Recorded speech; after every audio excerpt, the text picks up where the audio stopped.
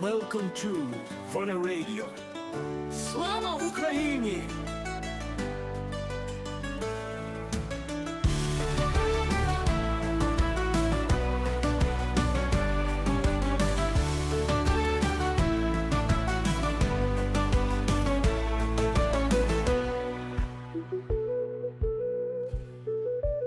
Hello, everyone. Oh my goodness, look at that. People coming up so quickly. You are listening to Volya Radio, a new Twitter space for all things Ukraine. And we are about to start the book club as soon as Adam gets here. Uh, Hello, everybody. Good morning, Will.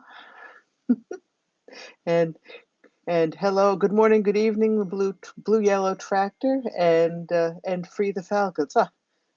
Good. I like the names. Um, Okay, as I said, Adam will be up in a minute. We're still getting used to this. There he is, starting a new space each time. We are in the middle of reading.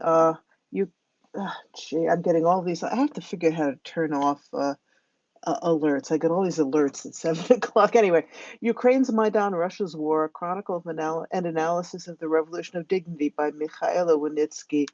And this will be the subject tonight. We're going to run for 2 hours. We will, as is our habit with the longer space, we're going to do a half hour or so on some cultural things, and then we're going to get into the book.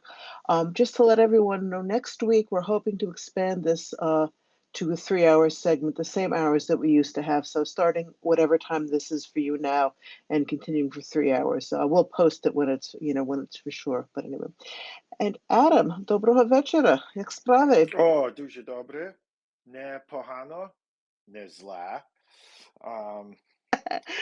З Днем подяка. З ним да. Yes, Thanksgiving. З Днем. I never get Oh, з that's a tough Днем one. подяка. Yeah, so here we are, and excited to be going to 3 hours next week, and excited to. I think it's a good idea that we should keep the first half hour or so as some news items and cultural stuff, because that allows our book club members and attendees to slowly roll in, because as you guys know, this isn't a 24-hour thing, and people aren't just sitting here all day like we used to, and that's okay. It's probably better for everyone's mental health. Wouldn't you fellas agree? But yeah, Robin, did you get a chance to look at my last minute list there? Yeah. Yes, I did. And I think the third one, that this Kyiv Independent article is something we really should discuss. It's not an easy topic, but it's something, I have been alerted by several Ukrainian listeners, some of whom I know pretty well, to the fact that they find that sometimes our incessant look on the bright side is a little bit overdone. One of them calls it rainbows and unicorns. We do try to be positive. We love Ukraine and we want to see the best for Ukraine and we want to see victory. But at the same time, things are not all well at this point, and I think it's important that we talk about those things too, because this is. But going forward, it's going to be important for Ukraine to deal with some of the social issues that are caused by this genocidal invasion, which was of no fault of Ukraine's, of course, but is doing some damage to society at this point. Back to you, Adam. Yeah, it's a tough one, and I was kind of jarred when I read this article today, even though the it was just sort of like a check for documents type situation, and those who weren't documented were fined and possibly conscripted. And but I mean, living under martial law, and there are abuses, but it's a tough conversation because it's abuses both ways. I mean, there there are plenty of young people in Ukraine who don't want to go and die in a trench and are politically ambiguous, or whatever their reasons. They're pacifists, they're scared of blood, I don't know, but there are a lot of people who are not following the new mobilization law and getting themselves registered. And I think that's what the raid in this article was talking about. But it is a There tough conversation. and as you say, there are abuses on both sides. I personally know two men who were keeping up, had done everything the right way, and they both got grabbed off the street and brought to a place and being told that they have to enlist, they have to volunteer. And I know both of these men pretty well. They're not going to, they weren't telling me porkies. So, but at the same time, as you're saying, they're also, and you can't blame someone who doesn't want to go and get themselves killed either. It's really, all of this is because of Russia's invasion and because we in the West or whatever in the free world have not given Ukraine what it needs to win this quickly, and it's becoming a real issue inside of Ukraine now. It's affecting society, and it's really time that we give Ukraine what it needs to win this thing. Back to you, Adam. But maybe we should go actually just give read the article or give bits of it so people know what we're talking about. Yeah, for sure. Of course, I went 30 more tabs away, but I think it was one of my first ones open here. So, officers detained men outside Okean LZ concert in Kyiv. I was just looking for a cultural article, Robin, and this one popped at me because I saw your favorite band's name. So, but then Yeah, I yeah. realized it's a whole different type of cultural um, conversation. So, conscription and law enforcement officers checked documents and detained some male concertgoers outside Kyiv's Palace of Sports on October 11th during a performance by Okean LZ, a popular Ukrainian rock and roll band. A recruitment official confirmed on October 13th. Ukraine has made efforts to ramp up mobilization this year, with President Volodymyr Zelensky signing a new law on mobilization on April 16th. The law stipulates that those eligible for military service must maintain updated data and documentation. Video footage taken at the scene by Hromadske correspondents showed officers stationed outside the doors of the venue, intercepting male attendees as they exited the concert. In the videos, officers are forcibly arresting some men. Officers reportedly checked registration documents of the men as they left the venue. Those who had problems with their documentation or those who to show identification when requested were arrested or released after being issued summonses. That's a sentence that I'm not going to try again. I think I missed a word or two. A spokesperson for Kyiv Territorial Recruitment and Social Support Center later told the Ukrinform that conscription officers for the recruitment center worked alongside law enforcement officers for the National Police to conduct the searches. The detention of citizens who violated the provisions of the law was carried out by employees of the National Police of Ukraine, a spokesperson said. There were no recorded conflicts involving TRSSC military personnel. During the detainments, officers reportedly prevented one woman from entering a patrol car to accompany her husband after he was detained. Under Ukraine's new mobilization law, men who do not properly update their military documents can be fined or placed on a wanted list. The law also introduces harsher penalties for draft evasion. The methods of some enlistment offices have come under scrutiny for aggressive tactics. There have been multiple cases of suspected abuses committed by enlistment officials towards civilians and conscripts since the launch of the large-scale mobilization, which is what Robin was talking about. So this one kind of seems like a documents check kind of situation. And like Robin said, they wouldn't be in this situation. An entire wave of the most patriotic, the most engaged, the most willing to sacrifice everything for their countries has hit upon a barrier of lack of commitment and response time from our Western leaders, and fear of escalation and all of this crap. And so now we're seeing something in Ukraine that's terrible, and it bothers me, but it's like the government's hand was forced. They tried for 2 full years to just, to do this minor mobilization, but also work and try and find people who were willing to do it. And now that's getting more and more tough. All of these things that the Vatniks were saying at the beginning of the war are becoming just a little bit true. And it's because of the length of this war. It's because we haven't given them what they need to win. And I'm sure if all of a sudden all of this um,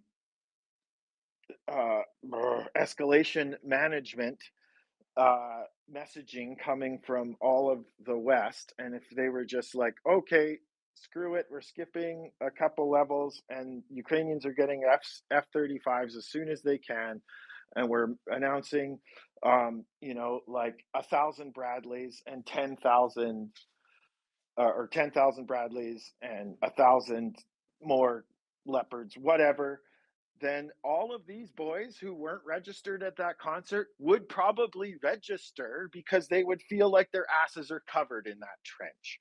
So I'm going to keep TED talking here because I'm passionate about this, and I'm angry about it because it's everyone's fault but Ukraine's, what's going on, and why these situations happen with conscription is it's everyone's fault but theirs. So I feel for people on all sides of this, and I just wish I could look at my own society through the same kind of lens that I look at Ukraine, because when I see something like this in Ukraine, I'm just super empathetic towards Ukrainians right now and have been for quite a while. And so yeah, you see all sides, and you see a society in a terrible situation trying to deal with it, and turns my stomach, honestly, Robin. No, welcome to the club. I know, the thing that I find that really scares me too is I don't think that the Ukrainian government at the highest levels has dealt with this as sternly as they should have, which could be because on some level they want to get soldiers however they can, and on another level there's a very important issue that I'm sure is front of mind for a lot of people higher up in the government, is to deal with this openly would bring down on Ukraine all of that, criticism. Well, why should we be sending all this money to Ukraine? See, the Ukrainians don't even want to fight, because they've tried that. Russia has tried that before. This was it. This was its talking point when it was not true. And I don't know how. I don't know how how large a percentage there is of men who do not want to, who are doing what they need, what they can to not go and fight. But it's, as you're saying, we can have compassion on all sides. It's this is a very difficult situation, and I was just speaking to a friend of mine this afternoon Ukrainian guy, and he was saying that one of the things that hurts so much at this point is Ukrainians are seeing an incredible lack of urgency on the part of the so-called allies, and it's beginning to feel like abandonment again, as it did during that interminable 6-month period when the United States was not giving aid. Um, and the other thing, as you mentioned, Adam, it's almost 3 years now. And in the military at this point, and this is from my Ukrainian friend, I think he's right, though. In the military at this point, you have three types of people. You have the Soviet retreads. Unfortunately, most of the people higher ups in the military carried over from the Soviet Union. And a lot of them are good, are good people. A lot of them have done a lot of retraining and they're up to NATO standards and everything, but there are still some people who are not. And then among the rank and file, you have those patriots, those incredibly motivated people who, some of them came back from abroad, and certainly, they flooded the enlistment offices in the first days of the war. A lot of them are still in uniform, and they're tired. I mean, you can imagine nobody, in most armies, nobody serves active duty for 3 years, and some of these guys have been on the front line at least that long, some even longer, since, as we remember, this war really started in 2014. Um, that and then the third category is guys who don't want to be there, who had a bag put over their head, and and enlisted. So this is it's a very corrosive combination, and well, I think we have to acknowledge it, and we have to acknowledge the fact that, as also my friend says, nobody in Ukraine doesn't know someone who's been killed in this war at this point. And there's a society-wide trauma that Ukraine will be dealing with for a long time. I'm sorry, I'm sounding very down. I was very upset by this conversation I had with my friend earlier, because he's also quite down. Um, I think it can be turned around, and I think, I mean, what I just pray to God that when after the presidential election we have a situation where we have someone who is willing to open up the spigot, because the United States by itself could change everything that needs to change. But anyway, sorry, Adam. Oh God, I'm trying not to be morose, but it's a very difficult situation, and we need to do what we can here to try to change it. Back to you, Adam. Yeah, everyone's focused on this big bad election, and but I think after that we gotta follow our old friend CC's thing, and immediately pressure that new administration to drop all hesitancy. And yeah, I mean, I almost hope North Korea sends like 50,000 guys and it wakes people the hell up, because holy crap, North Koreans are fighting in a war in Europe. Okay, guys? You This know, isn't a this drill. Like, this is the thing, Adam. How many things have to happen that you say, "Oh, that's going to be a wake-up call"? There was Bucha. That should have been a wake-up call. It wasn't. There was the Ahmed is that how you that the well, the hospital in Kiev, the children's hospital. That should have been a wake-up call. It wasn't. Mariupol should have been a wake-up call. The fact that Ukraine in crossing the first last red line. Right, How about exactly. Well, in how about August? the Russians murdering, surrendering POWs in Kursk? There've been at least 12 cases in the last few days. I mean, when are there enough red lines? When is it enough to say, "My God, this can't continue anymore. We have to do something. We have to really give Ukraine the aid it needs to win this now. This can't go on any longer." How many atrocities have to happen that people, they yawn and they go back to reading their newspaper in the morning. Uh, sorry. This is not a TED Talk. This is a rant. Back to you. Hi, yi. But it's true. Um, we're being cowardly. Our governments are being cowardly. But we all know this. Write your letters, you know, everywhere we are. And James is always has interesting thing to say about that. So we're going to go to him.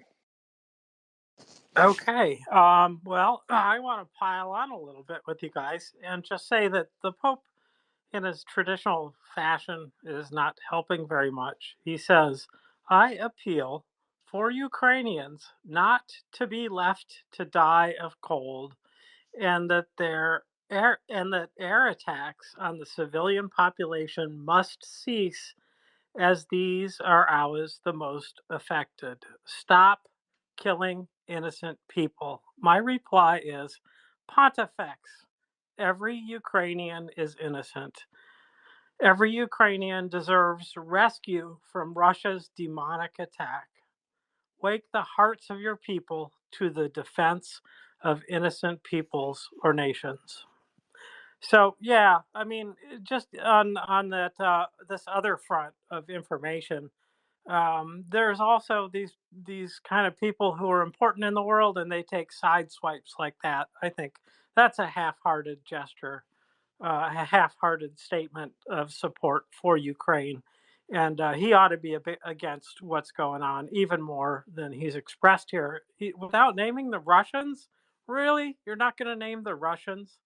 You know, that's the beginning. Don't you call out Satan when you're doing? Oh God, just get out of here, Pope. That's what I hope. He just goes away. Send us a new Pope. I'm so tired of this guy because he just isn't doing what he should do. Sorry. We No, got enough people like that. And then the Pope could stir hearts and minds, but he's not. Not in the right way. It's almost reads like a give up message. Sorry. no, I You're in a actually, 7-Eleven, Robin. You're in a yes, 7-Eleven, dear. and some jerk pulls out a Glock and he starts robbing the place. And you're in a position of authority in your society, and you say, robberies are bad. Guys, we shouldn't do robberies. Yeah, on both sides. Exactly. I mean, this, boy, do I wish for Pope John Paul these days. I mean, when I think about what the moral ground, the high moral ground he would have carved out for himself, he'd be shaking the rafters with his statements. And yeah, this Pope, unfortunately, his background is let's say Russian Tanky. adjacent. Yeah, yeah, exactly. And I don't think it's intentional. I think he's just imbibed this to the point that this is his worldview. He doesn't question his worldview anymore, and he has really not done what the spiritual leader of all those Catholics should have done. And like I said, I just really miss Pope John Paul at this point. We also can't um, put aside the complacency and of the Catholic Church as an institution, because they tend to do this. It's like the Vatican is the world's smallest country, and they act that way, and it's all diplomacy and big power politics, and that's what we're seeing here. Because I'm sure John Paul would be better, but I'm just saying let's not forget the entire the powers that be in the Catholic Church as well, because they've always been cowardly towards in history towards autocrats. I can't think of a place where they stood up for in the face of it before. It's always been these platitudes. Yeah, yeah, pretty much. I mean, I do think John Paul did stand up for solidarity, when the revolution was happening in Poland, but it has not been certainly in during the Holocaust. I think that the Catholic Church has gotten a bad rap. I think they did try to do some things, but if they had come out forcefully and in public, they could have done a lot more. So, James, back to you. Well, South America, there was liberty or liberation theology going around there. It did not go well for those priests and nuns that were part of that. Many of them were brutally killed. It's the same kind of repression that we see from Russia now, just in a different time zone. So it's, yeah.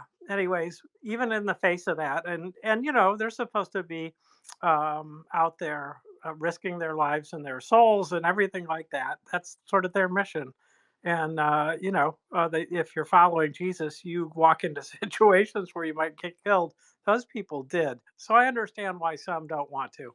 But anyway, I can let that go for now and just say that it it really would be nice just to get one clear statement of support. And he's always about peace. He's never about justice. So I'm not looking for him to lead, but I could ask that he just shut up. And oh, by the way, I have not heard a better description of what freedom is than from Timothy Snyder's uh, On Freedom book. It is just a wonderful book. It is not so much, it's based in history, but it really is as much philosophy. And you can tell he's explored his internal world quite a bit. And I know some other minds like that from their books that have as well. So he's really taken a deep dive into who we are. And it's as much about America as it is about Ukraine, but the lessons apply to anywhere that's struggling with making sure that there are systems that give people chances to do things, to be their best selves. And that, I would say, is part of his message for sure. But it's just a beautiful book, you guys. So don't know if it's appropriate for book club because it does mention Ukraine more than a couple times, but it's not right on Ukraine. So, anyways, there's my advertisement for him, and I'm Yeah. so excited because I'm going to go see him soon. Listen to him Oh speak. wow. So Oh, that's exciting! I'll say. No, I James, must did you say. know about that before I sent you the link? I'm so interested today, No, Robin. It was no, I me? did not. It was you. Woo! I am going with a fellow, can't name names here because it didn't get permission, but another, well, listener, I think at this point, mostly speaker, I think once in a while. Yeah, I must say, James, I have started reading on freedom. I got it. I had it pre-ordered, so I got it the second it came out. I'm having a tough time with it. I don't have the philosophical background you need for it. I think it is a very insightful book, but it's a book you have to sip. You can't swallow. You know, I yeah, I don't know. I'm not sure I would be up to actually trying to discuss it. It's honestly it's been tough for me, but I think it's definitely worth it. I also saw a brief interview with Snyder recently that I thought was just so insightful because he said, what will Ukrainian victory be? We'll say when Ukrainians uh, realize they've won and Russians realize they've lost. And I thought that was a really good definition all around, as their peace will only come when the Russians realize they've lost, and you know, and starting from there, we can move forward. Anyway, okay, James, back to you, and then we'll go to Nicolette. James. I eventually decided I had to get the Audible version of it to listen to it, and it's better told than read, is what I would say. Thank you. I'm not so good with reading books. I always get distracted. I mean, listening to books. I always get distracted, but I may give that a try. Thanks. Okay, Nicolette, over to you. Welcome. You may need to unmute your mic, Nicolette. Hmm. Um. Uh-oh. Sorry. Oh, got it. She There we got go. it. Hi. Yeah, hi. And I was just sort of backing up to when I was listening to the previous conversation. And it does get, very frustrating and you can have down days. But and the way I look at it is there are people out there fighting for their democracy, their freedom, their future for their children. So if they can be out there fighting, I can be too, even if it's just here on Twitter. Um, and we know how Elon manipulates things. So it's even more difficult. But I'm not stopping. I'm not slowing down. It just makes me want to fight harder. And actually, I had to explain to somebody the other day. I mean, he was genuinely asking. It's like, well, wait a minute. If all these governments are giving, Ukraine all this money, why do you have to have fundraisers? And so I had to explain to him, Ukraine didn't have warehouses full of military equipment. And I said, and first it was, I didn't understand. You join up with the military in the US, you're giving everything down to your underwear. But Ukraine doesn't have that option because they don't have those warehouses full of stuff. And so I said, yeah, they give tanks and artillery and shells and ammo, but they're not giving other stuff like helmets and chest protection plates and all that. And I said, plus vehicles wear out fast, you know, and drones. I mean, basically, Ukraine has invented drone warfare. I mean, it really didn't exist. Um, and I do fault the Biden administration because they could lift restrictions on Ukraine. And there has been like a Patriot battery that's been promised for months that still hasn't been delivered. So there are things the U.S. could be doing, but they choose not to. And I really blame one person, and that's Jake Sullivan, because every time you hear him talk, his favorite word is, de-escalation, or we don't want escalation, or something about, it's like he is so afraid to make Russia mad and that they will use a nuke or do something and Russia collapses and we have loose nukes. And I'm sure, he's the national security advisor, so who's Biden going to listen to, you know? And that's just my thought. And it's very frustrating when I see civilians getting bombed all the time. And I'd say, screw it. Take the gloves off. Let them. And Ukraine always does military targets. They don't go for, or, like oil or whatever that's going to support the military. They aren't bombing civilian apartment buildings or hospitals or anything else. And so I think if they would just even lift the restrictions, that would do wonders to help give Ukraine a leg up. Yes, I absolutely agree. Thank you. It is a frustration, and I agree with you too. I think that, I mean, this is what we are all doing. I think the more upset and angrier we get, the harder that we're fighting for this. And I'm out on the front line. I don't have a gun, but we can fight by doing the things that we talk about here, by calling our Congress people, by speaking. I had a discussion with someone who I speak to a lot. Actually, it's my brother. Don't tell anybody. But he just texted me something today about, oh, I see that the Abrams tanks were on the front lines and X number, I don't remember the number, were put out of action by drones. I guess the Abrams tanks don't work. And I've talked to him a lot about Ukraine, so he should know better. But I said, but he listens to certain broadcasts that skew this stuff. I said, we have to remember, along with the other things that Ukraine is not able to provide, and as you were saying, things like enough even plates, armor plates, and that kind of things for people's uniforms. They also don't have air cover. These tanks are going to get hit by drones because we have not helped Ukraine develop the this air superiority, which any NATO army would never go into battle without. So it's very frustrating. I have a friend who I knew from New York, who's now in he's now in intelligence in the International Legion.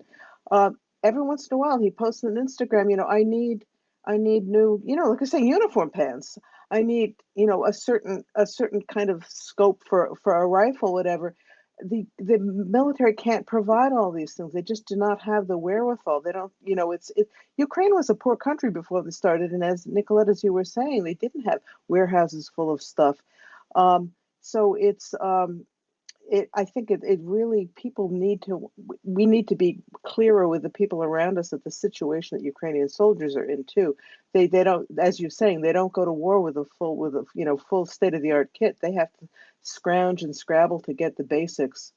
And that's why organizations do fundraising, to try to help them with those things that the government, with the best of intentions, to do the best they can, but they just don't have enough money to cover everything.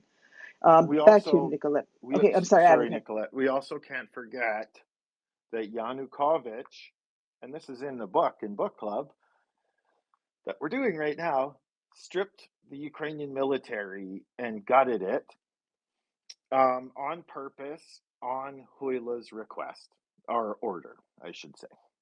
So they were already infiltrated by Ruski Mir to the greatest degree, and the only reason that Ukraine exists right now is basically crowdsource fundraising, like we all like to do, and they're really good at it. And They even once we crowdsourced the military in Dnipro. They got money together and they recruited their own militia groups because the military wasn't able to protect them at that Azov, point. Yeah, exactly. and so that's why I don't ever shy away from telling people what Azov's really about. Okay, then, oh boy, I feel like it was Lev. No, Nick, back to Nicolette, and then Lev, and then James. And then book club. Go ahead, Nicolette. Nicolette, you may still be muted if you're talking. Okay. Okay. Yeah, sorry, it cut out there for a minute. And Twitter does that. Yes, it It's does. like it's fine, and then all of a sudden, silence. And so you don't always hear stuff. Just and as a follow-up to that, before the other hands go, um, you know, we have had the opportunity to really step in earlier, like at the very beginning. The U.S. I'm referring to, but we didn't. But one thing about the Abrams tank is, okay, so what if the tank gets destroyed? Do the soldiers walk away? That's the really important piece. Because whether it's vehicles, tanks, you name it, they're consumables in war. In other words, you're going to go through a lot of them. But the important part is, do those vehicles, tanks, whatever, save the soldiers' lives so they can fight again another day or the same day or whatever? But that's really the Abrams tank did their job when the soldiers survived. That's a very good point. Also, with the Bradley fighting vehicles, that's something I point out again and again. Many of them have been destroyed because it's a war, but as you're saying, the soldiers got out alive, and that the Bradley or the Abrams can be replaced. The soldier can't. So thank you. Okay, Adam, I forgot the order already. I'm sorry. Lev is next. Oh, thank you, James. Okay, Lev, go ahead, and then we'll go to James. Thank you all. It's so great that you guys are created the space for Ukraine. Really appreciate it so much. Just wanted to comment one thing. Between now in 3 weeks is the election for the president of the United States. And that one thing is probably going to have more impact on Ukraine's survivability than anything else that we've faced in the last 2.5 years. So I think that we have to be very cautious with our criticism of the Biden administration, because that criticism is being used by the Trump administration to pretend that the Kamala Harris is going to be ineffective and that Trump would be better somehow for Ukraine, when so clearly from the rhetoric that Trump has said, the way his campaign has been run, all the criticisms of Ukraine, he and his associates have levied, his son, and all the people that spoke at the RNC, including Tucker Carlson. It just is so obvious that Trump is going to abandon Ukraine, and the consequences of that will be horrific for the world, because obviously the rule of law, international rule of law, needs to be supported. And if Putin's having nukes will allow him to have carte blanche and take any country that he wants or any territory that he wants, he will clearly be back for more of Ukraine. He will then be back for Moldova. He will do the same thing with the Baltics and just wait for the West to finally step up. And if they don't, he'll just continue. And obviously, this could have catastrophic events for everybody in all countries, let alone in Ukraine. So I would ask everybody to please, despite the frustration with the Biden administration, just put a moratorium on it for 3 weeks. I have this feeling that after the election, there's going to be a very different approach to Ukraine. I think that we've been feeling the election heat for almost a year. Even though there were some candidates that were very pro-Ukraine on the Republican side and could have shifted the Trump approach to Ukraine, but Trump has taken an exceedingly anti-Ukraine stance, which is guaranteed to lead to Ukraine's destruction. So everybody who sincerely supports Ukraine and is aware of what's going on should really just put a moratorium on the Biden bashing. until then, and then we can resume on November 6th until we get the result that we need. Thank you, everybody. Slava Ukraini. Heroyam Slava. Yeah, thank you, Liv. That is a very important message. I absolutely agree with you. I also am at this point thinking that Harris will be more active than Biden has been about this. But even if she follows Biden's course, which I hope she doesn't, it still would be better than the alternative by far. So yeah, I will take that. I will do my best to. I don't think I've been bashing Biden much anyway lately, The but I will. scariest. Go ahead, Adam. Yeah. Sorry, man. I'm interrupting today, Robin. You're Send you some flowers. You're acting like a New Yorker. What's the matter with you? Sorry. Oh, so you're rubbing Go ahead. off on me. Okay, there's my excuse. That's it. Yeah, I have a strong feeling towards that too. And if she doesn't, we're gonna push him, and we're gonna make it known. And I guess yeah, lots of that. At least as far yeah. I don't know. I lost it, James. Rescue me. My brain farted.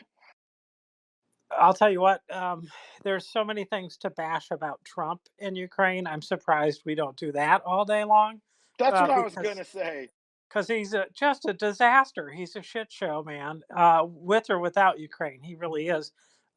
He's Russifying the U.S. Look at Project 2025. Look at the social mores of Russia. Tell me he is not Russifying us. I mean, it is so screwed up what he's planning to do. Domestic abuse? Sure, why not? And what does that do? That gives man power over woman. That's the first most important split of fascist societies. I hold, at least, that is true. That's one of the things that Russia gives to the men in that country, and it's a shitty bargain for everybody, because what do they get? What do the men get in addition?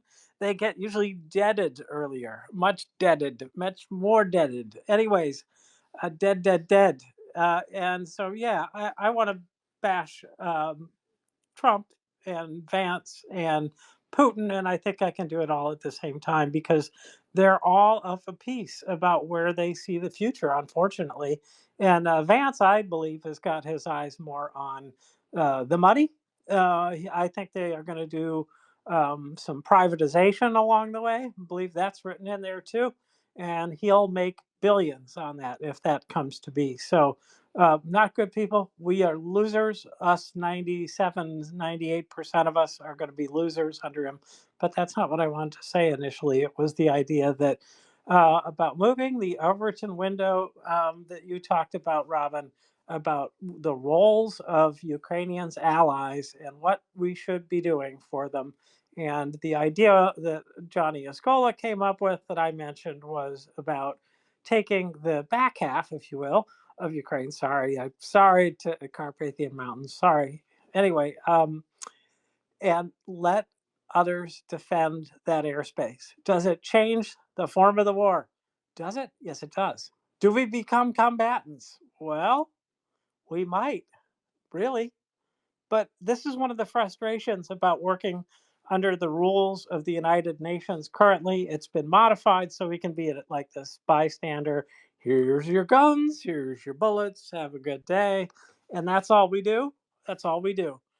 Whereas back in World War II, we'd be like, well, guys, there's a ship waiting for you. Let's go. Everybody grab a gun, bullets, let's go. And that's what we would have done then. And we're not willing to do it now, because this new way of fighting war does take our hands out of it, so to speak.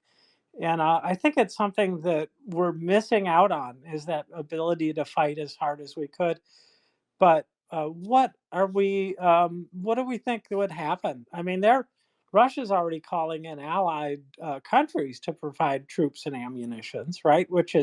It's making them liable for, courtroom time at the international level. Rocket Boy should be right up there with Putin at this point. So should cleric guy. I don't know what the guy's name is over Iran, but that guy. They all should be sharing a docket somewhere in a courtroom, because they're escalating. Why can't we just say, we're going to do this? Does it change the status of us as combatants It just might. So what? We should do it because we're going to hang alone. We're going to hang Ukraine alone, and then we're going to hang alone otherwise. Well, that's you're referring to that one of my favorite Ben Franklin quotes from the Revolutionary War that gentlemen, we have to hang together, or otherwise we will assuredly hang separately, and that's definitely the case here. It's a matter of whether it's sooner or later Russia has to be stopped. The question is how many how many people do we allow to be sacrificed before we finally do what needs to be done. I personally have no problem with escalating. I have no problem with becoming combatants. I mean, the United States has, for better or for worse, has acted, and it's been problematic at times, but we are to some extent the policemen of the world, and this can be a good thing too. And we have not. I mean, for example, and I'm very pro-Israel, as I think everyone knows. But if we can be sending, if we can be sending weapons and even soldiers in to help Israel, and and interdicting drones and stuff, what there is absolutely, I'm sorry, there is absolutely no earthly difference between doing that and shooting down drones over Ukrainian territory to keep them from killing people. There is no difference. I mean, the difference is perhaps Actually, it's also the same missiles. Yeah. Oh, yeah. Right? Exactly. Iranian missiles on both Exactly. fronts. Yeah, no, it's insane. But anyway, okay, we're not going to solve that. I just want to. I'm going to make a terrible segue, okay, to something completely different. We're going to start the book club in just a moment. I just want to refer you guys before that our good friend Chuck Farr and Alan Brewer, our dear friend Alan Brewer, they have a new series on YouTube called Indications and Warnings. They're working with something called the Information Warfare Initiative, a really great organization. Anyway, I put up in the nest a post for their latest episode, which I have to admit I was listening to it in the middle of the night and I fell asleep in the middle of it. But it's about General Budanov, and it's really terrific. So this is the fourth episode they've done. I commend all four of them to you, but particularly if you want to hear about everything about General Budanov more than you ever knew before, this is a great episode. And as I said, it's on YouTube. It's not on Twitter. But being on YouTube means you can listen to it whenever you want to. It's not a live broadcast. It's recorded. So anyway, the information is up in the nest. You can pull that and enjoy it. Get to learn. These episodes are always filled with subject matter. You can really learn a lot from them. So I commend you. I commend that to you. I think that's how I said it. Now, Adam, are we ready to start on chapter 4? We do have one more hand. Oh, I As don't. long as Okay, I'm sorry. Yeah, I don't Nicolette see. realizes that we do need to get to book club here. We've had a great Yeah, discussion. and I Vote, apologize. vote, vote. The way Twitter works is I didn't see any hands, so it's good we have two co-hosts. So yeah, please do go ahead. No worries. I understand perfectly. And sometimes you speak and your hand stays up and you're done. So it works both ways. But one thing I want to make it perfectly clear. I mean, Trump, I will not vote for him. But we have to communicate to Harris that her administration needs to be different. And here's why.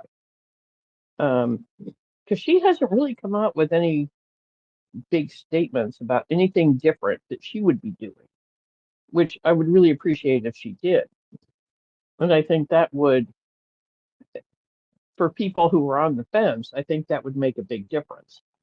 And you have to also remember, just because you get elected in November, you don't get into office until January. I mean, end of January or beginning of February. I can't remember exactly. So there's a whole lame duck period, months, but a budget has to be done and all kinds of other stuff needs to happen. So any of those people going out of office, shoot, what do they care? You know, pressure them. Hey, on your way out the door, vote money for Ukraine. Because that everybody touts that 61 billion. Well, that was really to build stuff in the United States. Only about 8 billion of that was actually really direct Ukraine aid. So they're going to need more. So that's kind of, you know, and in my district, thankfully, I have a Democrat who is more middle of the road and more doing bipartisanship, to get stuff done. So, and I mean, she is up against like a far left, I would far right. Sorry, sometimes I'm getting confused. Um, up against a crazy guy. So I have no doubt she'll win. But you know, it's each country's different, and we have the ability, the means, it's the will, and we have to make sure that our representatives know our will. In whatever country you're in, whoever your parliament, whatever party, however who represents you, make sure you let them know, which I know is not typically necessarily done in other countries the way it is in the United States. But I encourage you to contact them and let them know, hey, this is my priority. So I just wanted to put that out there. Yeah, thank you. It is certainly a message for all of us to remember. Um, I've been confused by Harris because she has said some good things and she had some very positive ads for a while, but then it sort of dialed back after that. But yeah, the minute the election's over and God willing she gets elected, then we turn the screws. Anyway, all right, Adam, do we have any more hands now? I don't see any. Sorry, can I add Yeah, one more thing I forgot to sure. say? I apologize. Um, is the fact that there is a difference with Israel and Ukraine because we have certain security agreements with Israel that we do not have with Ukraine. And that's the governmental difference. But to us, in our minds, there's no difference. Just And kind of want to let you know that. we did also sign the Budapest Memorandum, which gives certainly should have moral sway over the United States. I agree with you what you're saying, but it's not an excuse anyway. Anyway, Lev, okay, I see your hand, and then we will get to book club eventually. We do have to expand to a 3-hour format, Adam. This doesn't work 2 hours. Go ahead, Lev. Thank you so much. Yeah, I mean, I think the thing about Harris winning is there may be a lame duck period, but as soon she won't be inaugurated yet, but she will be able to not worry about escalation being utilized as an issue against her getting elected. In other words, if the U.S. were to escalate now, even though it's responsive to Russia's escalation, which they're doing, if the U.S. were to escalate now and things were to get kind of wild, Trump would use that to say these guys are bringing us to World War III. You cannot vote for them. Biden, Harris would lose the election, and Ukraine would get stuck with Trump, and that would be the end of civilization. All right. Now, if once she's elected on November 6th, that's gone. The gloves can come off, and she can do whatever she thinks should be done to Ukraine. And I think that that sending long range ATACMS after the Kursk invasion, I think it's very obvious that long range ATACMS are not going to be a source of escalation because invading the country was not a source of escalation significant. So I think that the red lines have been erased, right? The N from red lines has been erased, and now we know what they are, red lies. It's not going to happen, and the U.S. can definitely give long range ATACMS. They just haven't done it yet because they want to win the election. They want to keep things kind of on the even keel, just for now. But November 6th, I believe we're going to see a whole new ball game, and it's going to be much better for Ukraine. But the key is to not bash Biden between now and then, because we need Harris in the White House if Ukraine is going to survive. Trump will absolutely destroy Ukraine. There's no question. I mean, the Vance had this interview where he talks about what is the Trump-Vance plan. Well, they were going to basically freeze the borders right where they are right now. along the line of conflict. So that means Putin wins land for murdering thousands and thousands of Ukrainians, allowing his people to torture Ukrainians, castrate, rape, horrific war crimes have been carried out against Ukrainians, and he gets rewarded with the 4 oblasts that he's asking for. Well, really 5, right? He gets Crimea as well, because Crimea is definitely not part of Russia, it's part of Ukraine, and the promise that Ukraine will never enter NATO. So Putin gets all these things from his wish list for what? Because Trump is basically his ally. So it absolutely, we have to unite and be very, go easy on the Biden-Harris administration till then, and it's going to be much better for Ukraine. I'm not sure that Harris will be much better than Biden was, but Biden helped Ukraine survive 2.5 years. Nobody thought that was going to happen. So he's done something right here, and even more of that is infinitely better than what Trump is going to do. So we just have to be clear with where our energy should be spent. It cannot be spent on bashing the Biden policies anymore. That was fine in March, but that is not fine now in October. Thank you. Slava Ukraini.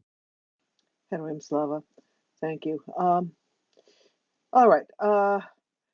Yeah, I don't. Yeah, I think we don't know what's going to happen, but as you're saying, I mean, I'm not sure that Harris will be significantly different than Biden, but she certainly will be significantly different than what Trump would do. So that's the important thing, and we can worry about turning the screws after. But with that, Adam, I think it's almost 8 o'clock my time, which would be 6 o'clock your time. I guess we've got an hour left, and I would like to get back to our book. What do you think? Yes, please. Very good. Okay, folks. Adam, can you find the post with the name of our our book in it? I didn't think to do that. I will tell you anyway, I'll do it. whether we have it or not. It's we are reading Ukraine's Maidan, Russia's War by Mychailo Wynnyckyj, in the simple to spell Polish spelling, which you'll see when we put it up there. Ukraine's Maidan, Russia's War: A Chronicle and Analysis of the Revolution of Dignity. We are starting this week, chapter 4. Since it may have been a while for some people, remember this book is divided into 2 parts. We are now doing a blow-by-blow first-person account of what actually went on the Maidan, on the Maidan during the revolution. This was a hot mic, Adam. This was this is a very unique book in that Wynnyckyj was both a participant, but also a historian, a sociologist, someone who had the academic credentials to be observing what was going on here in a larger framework. Also, so this is I think a very unique treatment. Anyway, enough of that. Chapter 4: Descent into Violence. So at this point, we're in late December 2013. Yanukovych has refused to sign the association agreement. There were demonstrations. There was violence perpetrated by the government against demonstrators, which was a shock to to many people in Ukraine that this would happen. It ended up strengthening the demonstrations. But by late December 2013, as our author says, it was the encampment on the Maidan was a surreally festive permanence. He said there was the New Year's Eve. There was an Okan Elzy concert. There were Vertep plays, which I think Vertep, I think Adam are like nativity scenes, right? Nativity, acting out the birth of Jesus and the 3 wise men and all that stuff. I'm assuming they do that in Germany. Absolutely, yeah. Yeah, they do that in Germany Nativity. too. Yeah. So anyway, so it was It's the as word for manger. thank you. Okay. Vertep. new word for me, not for you. um, and people were accepting, as he calls it, a grim reality that Yanukovych was supported by a majority in the Rada, and the government, because there had been that unsuccessful attempt to dismiss it once, that it was protected by law until the end of this session of the Rada and a new one started. So they were basically there for a good period of time before there would be even a chance to get rid of them in the normal way again. So things were sort of winding down a little bit, but people were on the where people are still on the Maidan. It's interesting because I've heard this from a lot of people too. Everyone felt safe on the Maidan itself. There were barricades, even though the military was around, in the encampment, people felt safe. But it was when people leaving or going to the demonstration were under significant threat. Tetiana Chornovil, who was an opposition journalist who had investigated Yanukovych and some of these other higher ups in government for their lavish lifestyles, was attacked and left for dead on December 25th, which was not Christmas for most Ukrainians, but it was still during the Christmas season. As a result of this, there were picketing at the homes of Yanukovych, Medvedchuk, the inexorable Medvedchuk, who's now in Russia, cozying up to Putin, and others. As Adam says, they pasted pictures of her mutilated face on the fence of the Justice Ministry. And this, as this went on, there were more and more beatings and activists disappearing, being killed. Some of them found and left dumped out to die in the forest.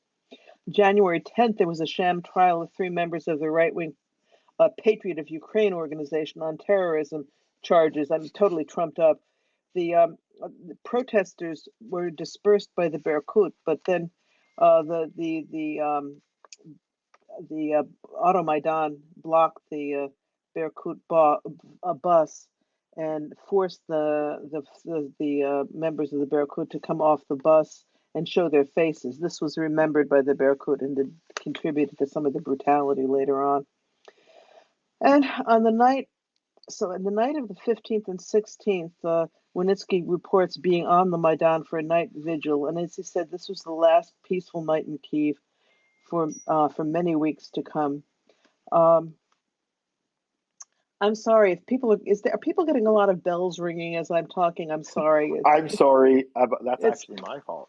Well, I know, but I don't know how to. Well, whatever. I don't know how to. My apologies, folks. I'm not sure what to do about it, other than tell Adam to stop posting things in the background. Anyway, okay, Adam, do you have anything to add here before we go to the dictatorial laws?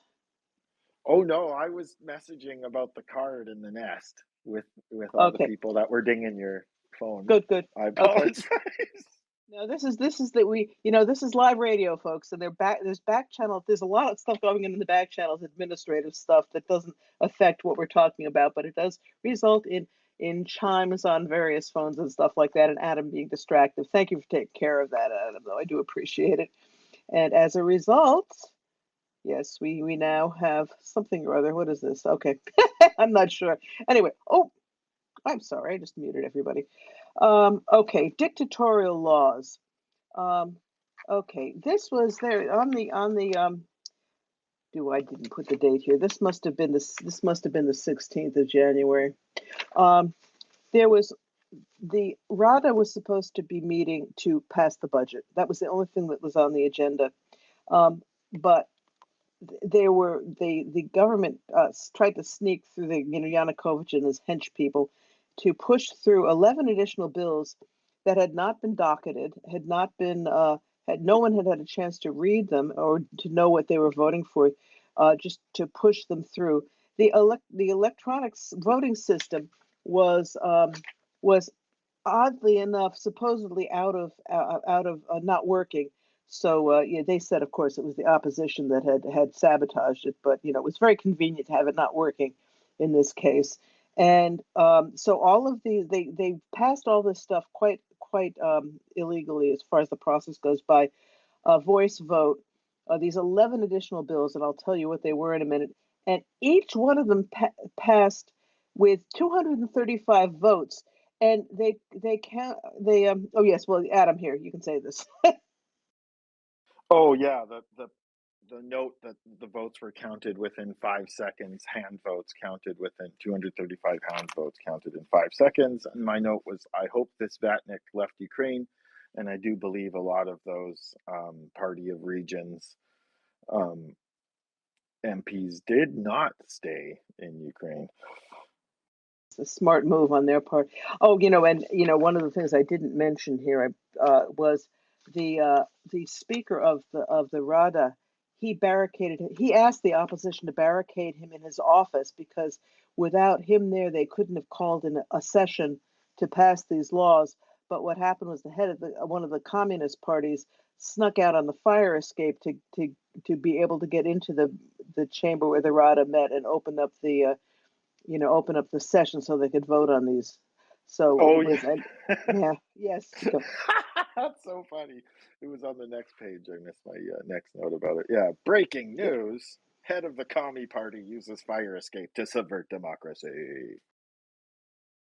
It's what's something, I mean, just something that's interesting here is, um, how Nicolette, you were saying you getting confused the difference between extreme right and extreme left, but this is the case here. I mean, this Russia by this point is really fascist, and which is supposed to be extreme right. But here's the head of the Communist Party, um, basically, trying to go around the system to pass laws that were clearly at Moscow's bidding. It everything. It all comes around. Like our friend Axel used to say, it's a horseshoe, and the two ends of the horseshoe, the extreme right and the extreme left, they often end up in the same place. It's a very odd thing. Anyway, okay, the content of these bills, I mean, these bills were meant to end any kind of human rights and democracy in Ukraine. Okay, of these 11, and these are only some lowlights, uh, participation in public unrest, which was very broadly defined, would result in a 10 to 15-year prison sentence. Traveling in groups of 5 cars or more, driver's license suspension and up to 2 years, and for up to 2 years, plus a one-day sentence. Um, this is because the Maidan at this point had been very successful in blockading places and causing discomfort to, yeah. Oh, what was that? Anyway, okay. Wearing of a helmet or a uniform in a peaceful demonstration would result in a 10-day sentence. So, in other words, people couldn't protect themselves, even though they knew they might be fired at, or by the government forces. Inciting civil disobedience, 2 years. Erecting tents, stages, and sound systems without permission, 15 days. You can see all of this is squarely aimed at what was going on the Maidan. Collecting this one I love too. I mean, talk about transparent. Collecting information about locations or spending habits of judges, 2 years. Why would they be worried about their spending habits being tracked? Because they were as corrupt as the day is long. It's so obvious. Anyway, uh, that was That's that was nuts. Like, think about that. Yeah. yeah, exactly. And the judiciary was the one area that Yushchenko had not managed to make any headway in. There had been some decent reforms of other parts of government, but the judiciary was still a mess. And yeah, obviously. Oh, and here blocking entry to a private residence, 6 years. I think that tacky mansion of Yanukovych, or blocking of a government building, 5 years. What I find fascinating too is disparate types of sentences depending on the things that they were really annoyed about. So this was signed immediately by Yanukovych and promulgated on the 17th of January. On top of that, there was the appointment of Andrei Kluyev as the presidential chief of staff, who was who had been a supporter of, was much more radical supporter of violent crackdowns on the Maidan demonstrators than the person he replaced. So, as Wynnyckyj says, the Maidan protesters braced for the worst. Adam, anything you want to add here, or we'll keep on going? Yeah, lots of people cite these laws as no turning back. So they had so everyone who had been on the Maidan, even if they had felt like they served their time or they got a job and they had to move on and they couldn't help, or Baba got sick, or whatever kind of personal reason you might have for not being able to participate in the revolution, maybe you got injured, but everyone this is a blanket law that they could use to jail anyone who had been or would be or could be at the Maidan. So the people of Ukraine saw this as a turning point, and I feel like it was one of those things that changed a lot of people from neutral or against to pro, because technically the people the Titushky who were paid to be at the anti-Maidans could technically be caught in this net too, right? So I think that's basically the point of this little subchapter. Yeah, Okay. that's yeah, absolutely. And as you were saying, participation in public unrest could be a 10 to 15-year prison sentence. Now, the Maidan is in the middle of downtown Kyiv. People walked through there all the time, getting to where they were going. It was not a dangerous place to walk through the Maidan.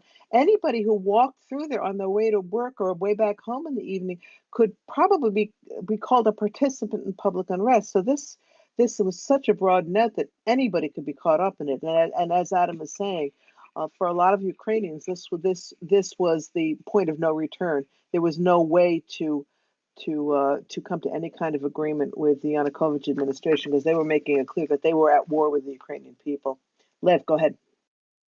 And perhaps the most bizarre of those rules was that you were not allowed to wear a helmet or any kind of object on your head that might make it difficult for the Berkut to club you on the head, which is like, obviously people should be able to protect their heads. But that was turned into law, that you're not allowed to wear any protective gear on your head because the Berkut has to be able to hit you hard on the head. And that's would defeat the Yeah, purpose. Anyways, that's awesome. yeah, Slava Ukraini. all your stuff. That's absolutely the case. Yes, so much of this is so transparent. It's yeah, and that's exactly it. Why would you need a helmet to start with, and why would the government not want you to have one for the same reason as you're saying? Because otherwise it's hard for the so-called security forces to bash you over the head. Oh, unbelievable. Anyway, Your Honor, what are the charges? Or yeah, failure exactly. to expose one's skull to beatings, and one count of being interested in judges' spending habits. Yeah, seems pretty inexcusable to me. Boy, and to point out to you again, guys, this is a country in the middle of Europe. This is a country. And again, this is all about Russia's fingerprints on everything. This is not something that Ukraine left totally on its own without Russia stirring the pot would have been likely to come up with. I mean, there were problems inside of Ukraine, but many of them were as a result of the heritage of being under Soviet thumb, and all of this stuff was the active participation and coercion of Putin and his miscreants. Okay, the next section, fires on Hryshevskoho, and it was yeah, Lexicon's not here. Lexicon is off celebrating Thanksgiving, I think, because Hryshevskoho, if people don't know, Hryshevskoho is named after Hryshevsky, our friend, our friend Lexicon's boyfriend. It's a different part. It's a different case. So you put the koho goes on the end anyway. but I was going to tease her about Yushevskoho, but it didn't. This Yushevskoho is a street in Kiev. Oh, by the way, I didn't put it up, Adam. I tweeted earlier today that wonderful article that you had last week with the map of downtown Kiev, where you can see where everything is on the Maidan. One of us should put that up. Either I can, let's see, maybe I can do that. Can I talk and chew gum at the same time? I'm not so sure. I'm really terrible with this kind of thing, but I did make a tweet. Let me see if I can find it. They anyway, Hushevskoho. Here it is. It's right here, right on the top. Okay, I'm putting it up in the nest now. This is a wonderful article that Adam brought to us last week. It has a map, so if you're not familiar with downtown Kiev, with all of the streets, you can see what was, you can see what was going on. It's very well done. And the other thing about this, I find this article a little bit heartbreaking because this article was written. I think it was in January 2014. It was written in the middle of Maidan, before all the people were killed by government forces. So and there are a lot of pictures. You can see what the Maidan actually looked like. But it was during that time when, as Wynnyckyj said, it was more of a sort of festival atmosphere. And you can see, they're pictures that show people crossing through the Maidan, going back and forth to do shopping or whatever. And anyway, but this map, if you're getting a little confused about where things are, because I had to get a map quite a few times to get the lay of the land. This map is very useful for that. Okay. Fires of Hushevskoho. We're up to Sunday, January 19th. And with everything that had gone on with the promulgation of these laws, there ended up hundreds of thousands of people on the Maidan. The leadership of the opposition leaders was really inadequate. The Maidan had the leaders of Maidan called for there to be a single leader for the demonstrators, but it didn't work. Serhiy Koba, who was an Maidan activist, proclaimed an intention to march on the Rada if no leader was appointed in a half hour. Then at this point, immediately, large numbers of protesters began to move in the direction of the Rada to block it. And Wynnyckyj, who was there, and seeing this, said that he saw groups of people all dressed in motorcycle type clothing, those leather jumpsuits, and he said he identified them as probably provocateurs who were there in order to create violence as an excuse for the government to go back to to fire back, even though the demonstrators hadn't necessarily fired to start with. Hang on just a second. The Pravi sector fighters attacked the Interior Ministry troops who had blocked the Rada building. The opposition leaders tried to defuse it unsuccessfully, and Klitschko, whose first name I don't remember, is it Volodymyr? The Klitschko, who's now the mayor of Kiev, he announced that there would be a meeting with the administration, with the Yanukovych administration for the next day. Basically, people calm down. We're going to meet with them. This actually happened finally on January 2nd, but the protesters refused to allow any signed settlement, negotiated settlement, to take place. 19th of January, the situation continues to escalate. The riot police, for the first time, used water cannons in sub-freezing temperatures. A use that was clearly illegal. It was clearly banned in this weather. And I've seen pictures of this. As he says, the resultant scene of fire and ice was eerie. Many saw symbolism in this because this is the day in the Eastern calendar. January 19th is the Feast of the Epiphany, when in normal years the most faithful of adherents will submerge themselves in freezing water to commemorate the baptism of Christ. So this, as I said, this was seen as a symbol. Now, at this point, of course, the feeling on the Maidan had changed. No longer was it a festive atmosphere, but it was now somber and determined. but as he pointed out, this is something that many commentators have pointed out, is not a single window was smashed, and there was no looting reported. It's hundreds of thousands of people on the Maidan. There was a feeling of safety on the Maidan, and there was no criminality. There was no, what you'd expect when we have riots in New York City. Haven't been for many years, thank God. But when we used to, first thing that people would do is break into all the stores, steal all the TVs and everything else. None of that happened in this huge demonstration in Kiev. And this, to me, is a very powerful statement of the civil society that was born on the Maidan and that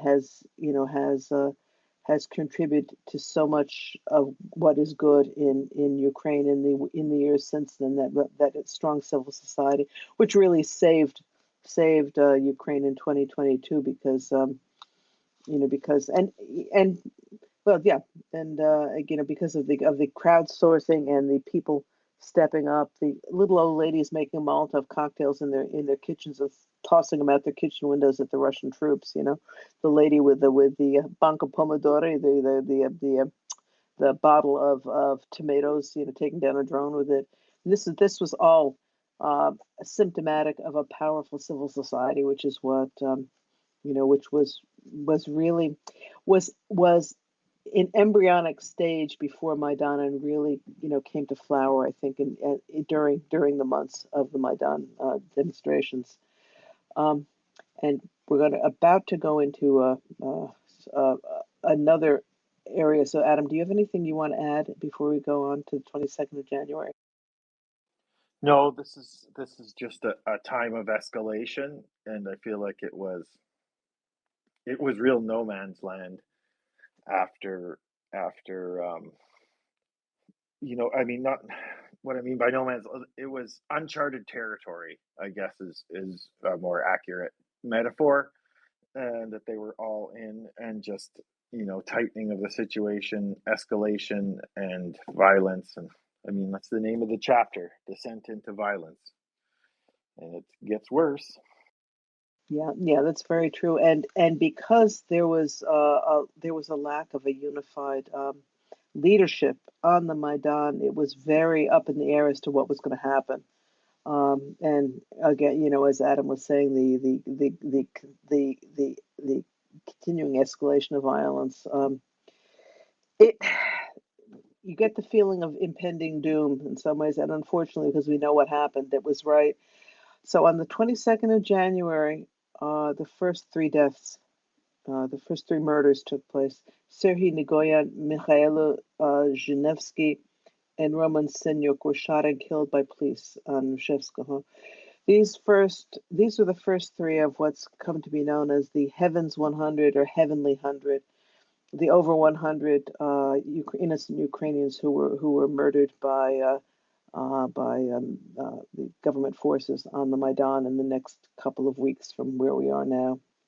Um, One of the things That that those people, yeah, that group of people, takes on an even greater significance because they were the first casualties in the genocidal war. Really, you can look at it that way. that is true, and you see all over Ukraine, you see monuments to the Heavenly Hundred, the Heavens Hundred.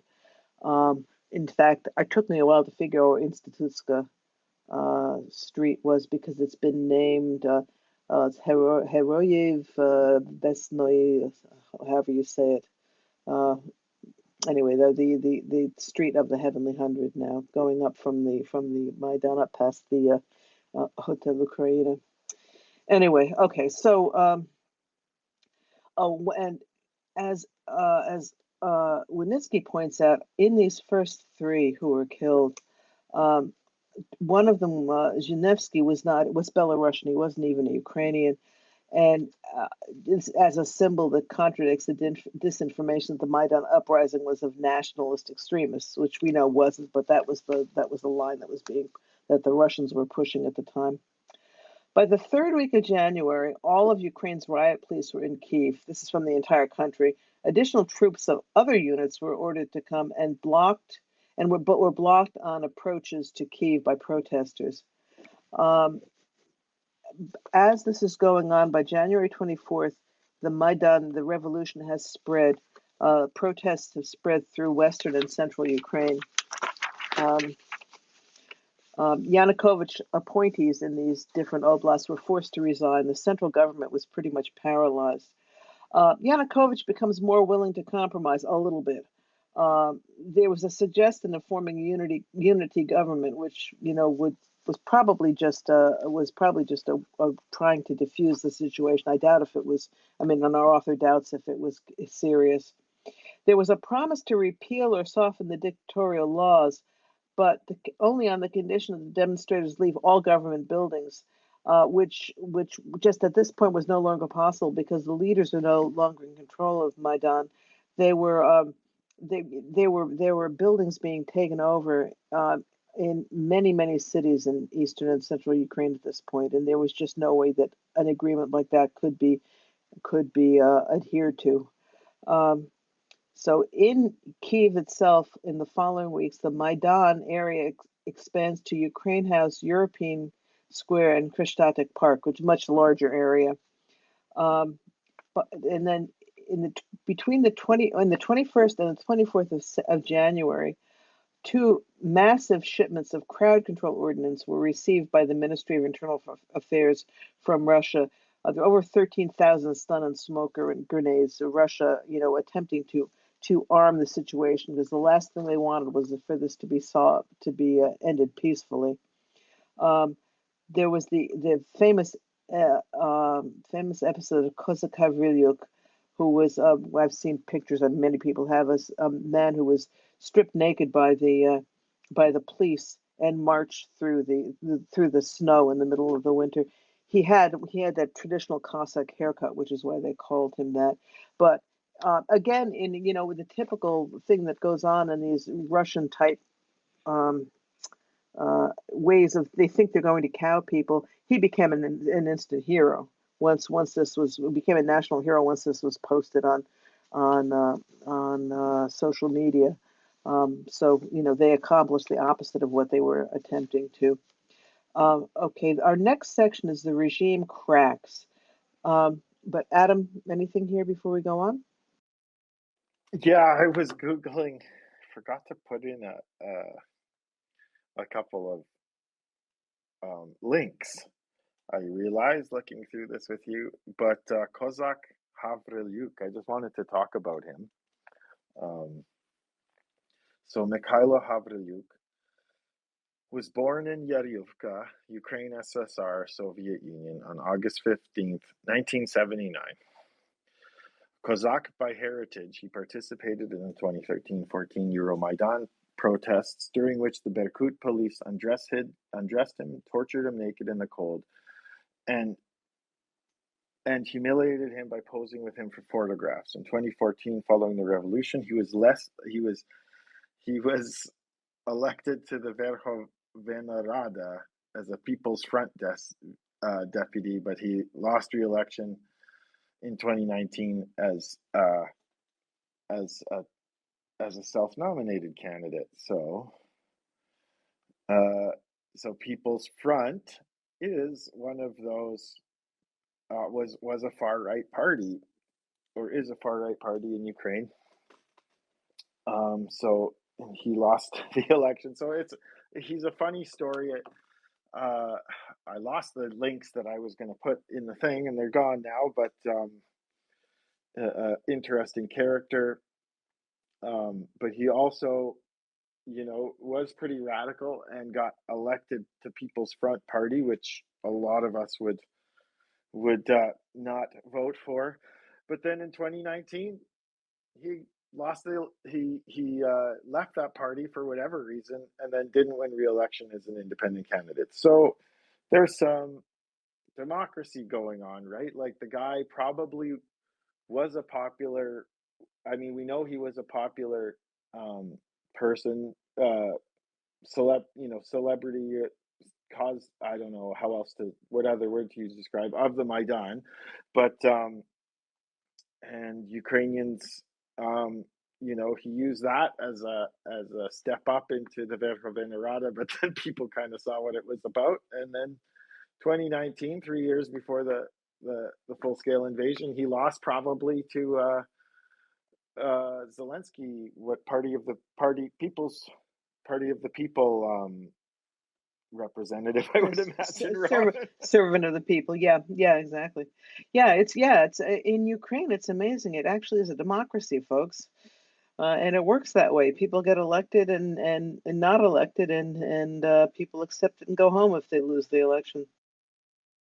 Something some places could learn. Anyway, but I didn't say that. Actually, I do a very bad impersonation of a conservative anymore, I must say. Anyway, all right, on we go here. Regime cracks. Okay, okay. In the final days, Yanukovych had planned a state of emergency to clear the Maidan by force under extreme pressure from Putin. Um, he was warned by multiple people that this would result in mass civilian casualties, and there was an open question whether military commanders would have obeyed such a command anyway. So it didn't make sense to actually do it. January 28th, the Prime Minister Azarov resigns. 9 of the 11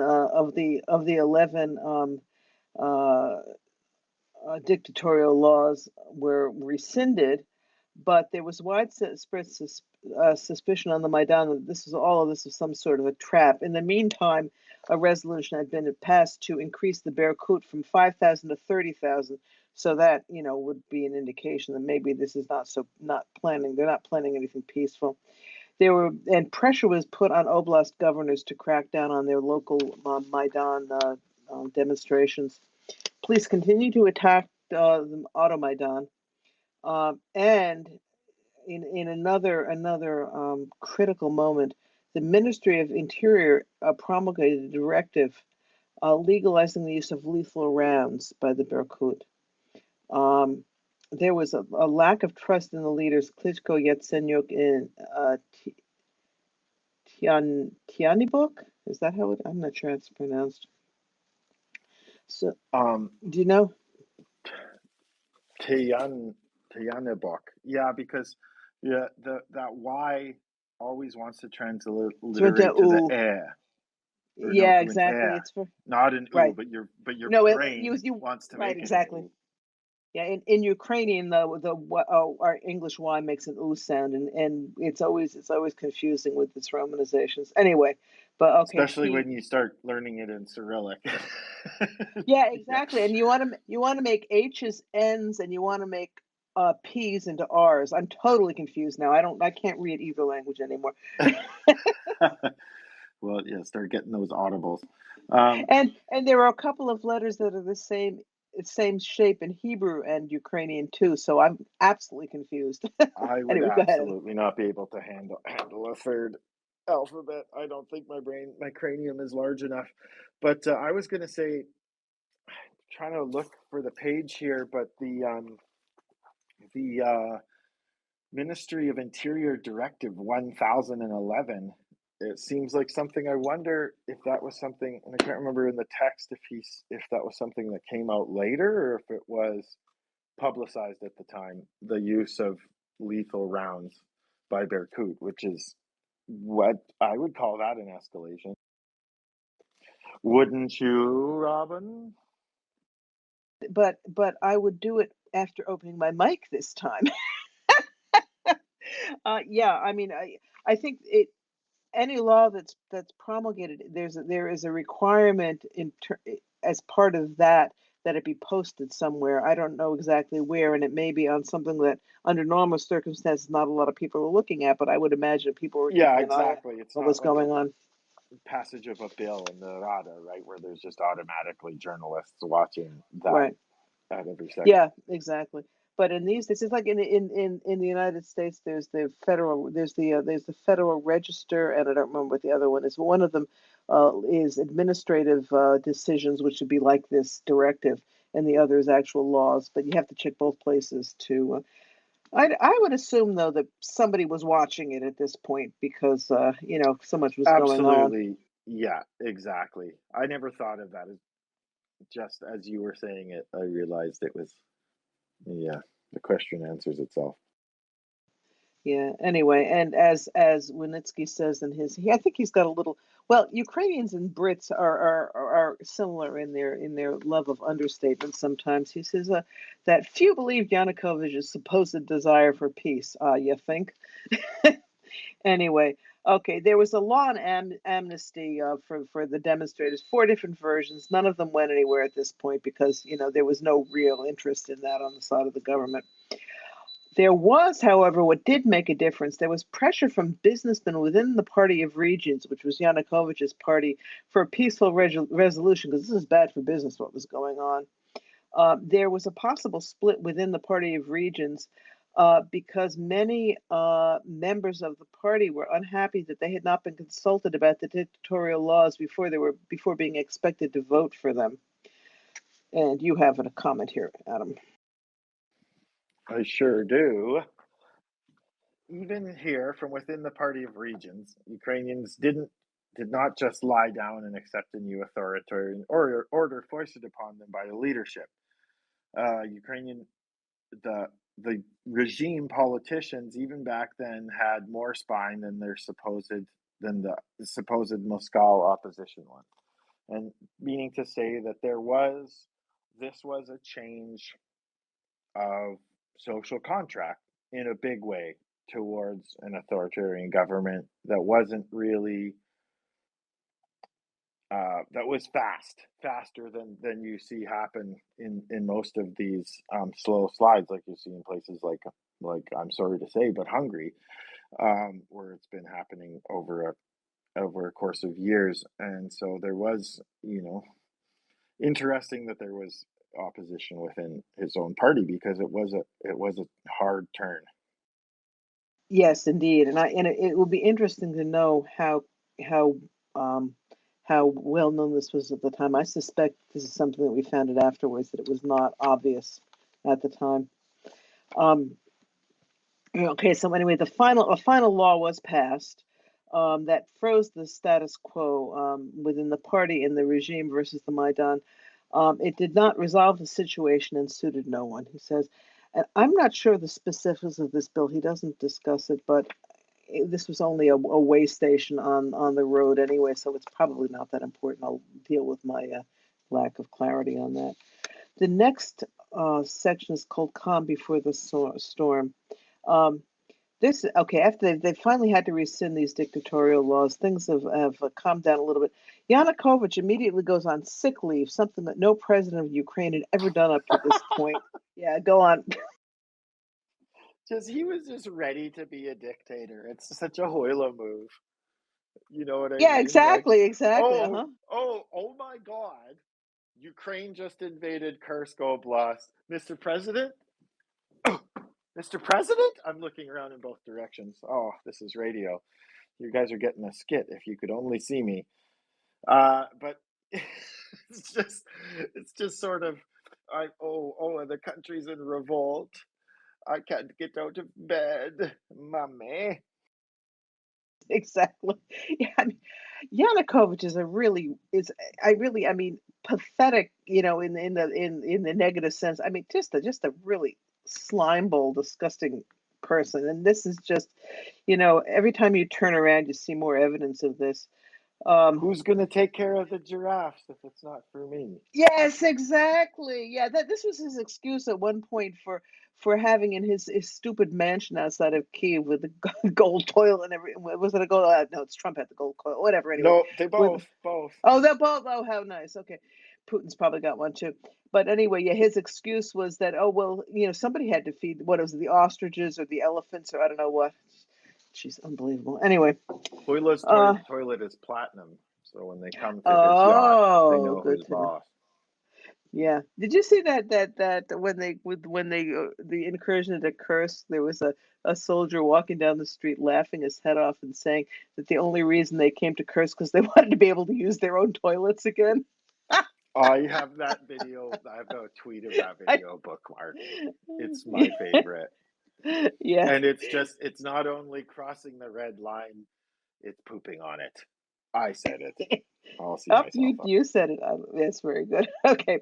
Anyway, so all right. So this okay. Yanukovych has a tummy ache and goes to bed. Um, and well, what was really happening is there were difficult decisions to make, and there was a loss of political support, which he was not ready to cope with. As you're saying, he was ready to be a dictator. He was set up by Putin. He was supposed to be doing this, and all of a sudden, his base of support is gotten very shaky. The loyalist group was not big enough to maintain control without the cooperation of others.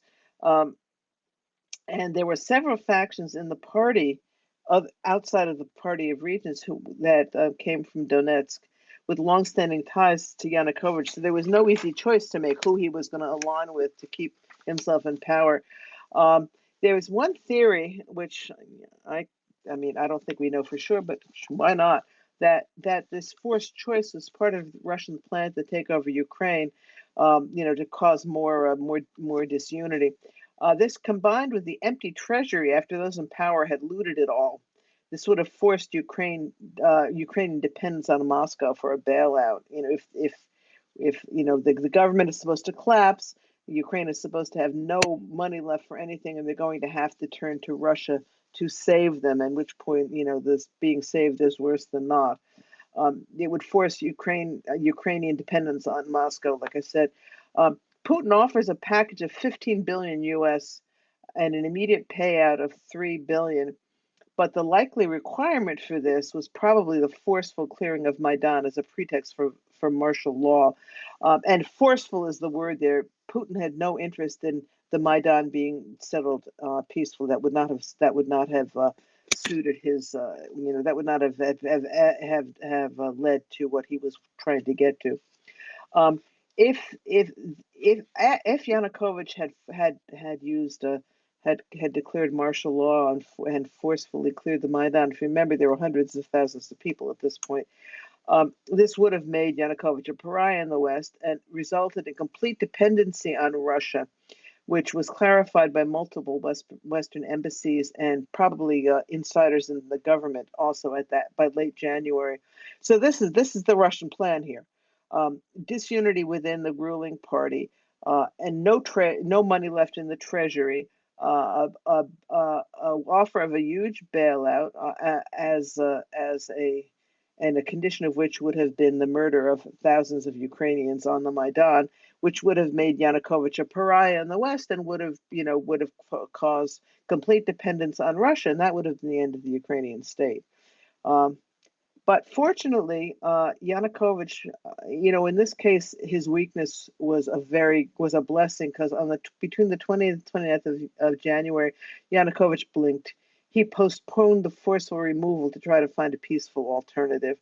Um, this Now the question there is whether it seems as though Yanukovych may not have understood that Russia was intent on this. Had to be a violent.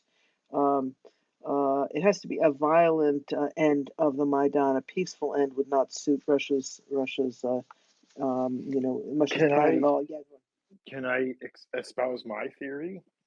I please think do. at the time Hula was telling him to clear it out violently and end it and probably murder possibly thousands in that thing, which is something that Hula could easily do in the Kremlin. He's never had to face probably a, that entrenched of a demonstration, but they sure know how to bash heads and clear squares in Kremlinsburg. So, but Yanukovych blinked, but he doesn't really say why, because we don't really know why. But I think it's because he knew that that would not be the end of Ukraine. It would be the beginning of a civil war, and an actual civil war, not a fake one in the East. And he would also know, because what he's been hinting at too is that they were trying to increase the numbers in Berkut. Why is that? There were entire um, units of Berkut that they would just drive to the drive-through and sip coffee 2 miles away instead of doing what they were told to do.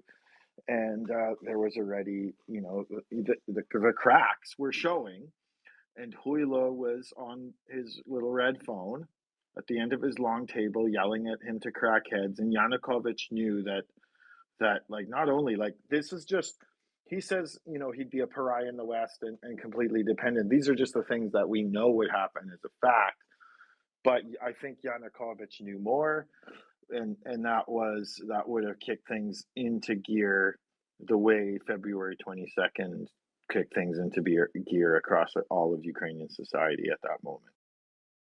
Yeah, that makes a lot of sense. So it was postponed, but not the changes didn't happen that could have kept that from happening. Okay, so on the 6th to 7th of February, Yanukovych had a secret trip to Sochi. I think it was secret. Anyway, and there was a meeting with Putin, but it was very cold. And later on, we know that at that point, the plans for the invasion of Ukraine were already in place. Um, Putin needed violence to be either real or staged to legitimize a request to Russia for military assistance. And if Ukraine regime wouldn't provide the violence, Russia covert agents would. The extent to which Russia meddled in internal Ukrainian affairs is really horrific, and should put us all on notice that they will do this with other countries too. Anyway, so that's the situation there. The next, yeah, Adam, did you? Oh, did I hear? Oh, Do we you have have a something? lot more agents of where, you know, it's all about geography too. We're on an island Yeah, from them, 100%. but the amount of people operating covertly in the Baltics and everywhere else in Eastern Europe outside of Kremlinstan Yeah, and is exponential compared to us. that's right. And the thing to remember too, which I mean, every once in a while I'm struck by this because I forget, is the border was completely open between Russia and Ukraine. Anybody who wanted, I mean, FSB agents showed up at one point to see what was going on. They had no trouble getting across the border. The border was open. There was no problem, and there were Ukrainians. There were Ukrainians up until this day, I think, or certainly up until after the full-scale invasion, who actually were working in Russia still. So at this point, the borders are totally open. If Russia wants to send in a bunch of goons or whatever, they just put them on a bus and bring them across the border. It was not an issue. Which I mean, looking back on it, well, Yanukovych was not in the business of protecting his own country, so it wouldn't make sense that he would have cracked down on that at all. God, what a And you piece of have to look, I mean, you never have to, like, imagine our border, the 149th parallel, Robin, is the longest unprotected border in the world. And we're great neighbors. We always have been since the 1812s, the 18s. yeah. We won't. Well, that was a little. We won't mention that. Oh, and it was a long, long time ago. And the countries involved didn't actually really exist as they do now. So sorry, I got lost in that little joke there. Or Mexico, like just imagine this sort of, because there was this long history of peace and cooperation, however twisted it was through the Soviet Union, and they're your neighbors. And there's that's what's also most twisted about this, is that there's families torn apart by this, and everything in all of this cross border, everything that just went on in more peaceful times, just as a matter of humans doing human stuff, right? And anyways, I don't remember what my point was, but it's just No, but no, it's to say there was a sorry, Robin, I just remembered, there was a sort of a sense of these are our neighbors, right? I don't espouse to this brotherly nation idea, because the Ukrainian nation has always had to fight for its existence against the Muscals. But on a person-to-person basis, if you live in Sumy region in a border town, of course you're going to know people across this border that has been, anyways, yuckety yeah. blackety, Rob. No, you're right. I mean, one of the things that has come up again and again is the number of Russians who used to go to Kharkiv over the weekend to do shopping because the shopping was much better in Ukraine than it was in Russia. They could get all sorts of stuff they couldn't get, and there was no question. This, let's go to Kharkiv for the weekend. And I remember reading about some Russian soldier who was captured. And they asked him what he was doing. Oh well, he's here fighting the Ukrainian Nazis. And said, they knew he was from the area, and said, well, did you used to come to Kharkiv on the weekend? Oh yeah, we used to love to come to Kharkiv. She said, did you see any Nazis when you were in Kharkiv all those weekends? No, never saw one. So so what makes you think now that there are Nazis here? And no answer to that. But yeah, it was. I mean, that's one of the things, I mean, this is, well, whatever. I mean, this is all so senseless. Um, Russia is just destroying things. They're not building anything in its place. And this is, Snyder and other people talk about Ruski Mir. This is all, this is really, Russia they're not building anything for the future. This is all about destruction. And unfortunately, let them destroy themselves, but they shouldn't be allowed to take Ukraine with them, in my opinion. Anyway, it's a dark I told you so for people like who were raised like Lev and myself, where our family histories kind of got us over here on this side of the pond because of oppression. Um, and um, and so it's a very dark I told you so because these people were just living there in those regions and living their lives and trying to survive. Whereas the diaspora story is more like a story of escaping oppression. So it's a strange situation, but it's in a dark I told you so, because some people were just there, just trying to live and be with their neighbors, and they didn't realize they spoke Russian because that's what they grew up speaking, and all of this stuff is you can turn around any of this brotherly nation crap or Russian crap's the word. speakers. Yeah, exactly. Or Russian speakers being oppressed crap. You can turn it around on the Kremlin and just be like, because here's Mariupol, one of the largest majority Russian speaking cities in Ukraine that no longer exists, right? So everything that they accuse, they are guilty of. And here's another example. Yeah, 100%. Yeah, I've noticed that they have not trotted out that we're saving the Russian speakers lately, because even somebody with their head so totally far up there, whatever, that they can't, that they, like they say, you need it, that they need a window in their belly button. Has to be able to see that. Oh my God, I've never heard that before. Really? Sorry. Anyway, but no, it has to be able to. Oh, please do. I don't remember where I heard it. That's not original. I heard it somewhere, but I loved it. But anyway, it doesn't. It's. Oh, now I've lost my train of thought here. Oh, I mean, yeah. There's no question that who has killed probably hundreds of thousands of Russian-speaking Ukrainians. It wasn't the Ukrainian Nazis from Kiev. I can tell you that. Yeah, anyway. Okay, so madness. Okay, it's Sunday, 16th of November. The government buildings were voluntarily cleared. The demonstrators voluntarily left them. At this point, the 3-month standoff seemed to be winding down, and we've reached this kind of a stopping point several times, where it looked as though it was going to be over. The Maidan Council served an important role finding common ground between the protesters and the opposition leaders, the political leaders. Because if you remember, the Maidan itself was they made great efforts to separate themselves from one political side or the other. There was announced a peaceful march on the Rada to demand the restoration of the 2004 Constitution, which had not been done yet. The 2004 Constitution was before the changes that concentrated much too much power in the hands of the president, i.e. Yanukovych. So there was supposed to be a march on the 18th of February.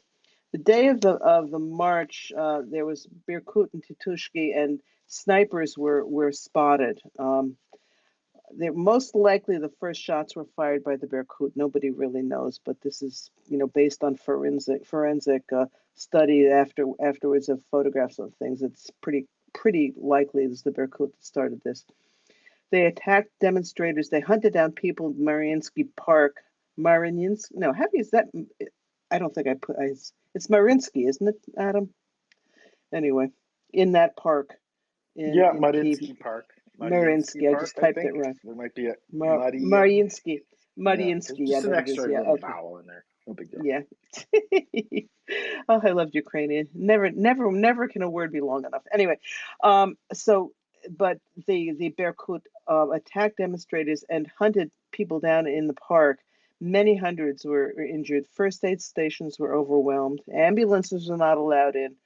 There were brutal beatings of people who couldn't get away on Institutska Street and in the park. By the morning, there were 25 dead and almost 800 injured.